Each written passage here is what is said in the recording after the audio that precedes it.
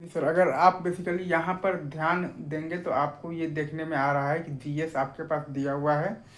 तो आप जी J omega आप निकाल लेंगे, mod of the G J omega आप लिख लेंगे, angle of the G J omega आप लिख लेंगे, ओमेगा बराबर 0 पर आप बेसिकली मॉड और एंगल निकाल लेंगे, और फिर ओमेगा बराबर इन्फिनिटी पर भी आप मॉड और एंगल निकाल लेंगे।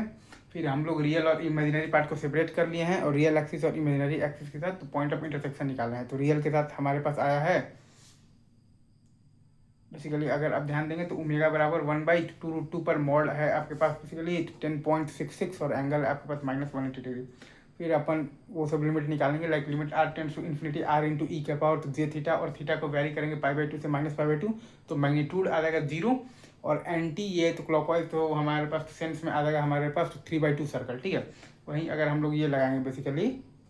एफ बराबर limit r tends to 0 r into e का पावर, हम लोग अगर लगाएंगे बेसिकली तो जे थीटा, और थीटा को वेरी करेंगे फ्रॉम -π/2 से π/2, तब हमारे पास मैग्नीट्यूड आ जाएगा इन्फिनिटी, और हमारे पास क्लॉकवाइज के सेंस में एक सर्कल आ जाएगा।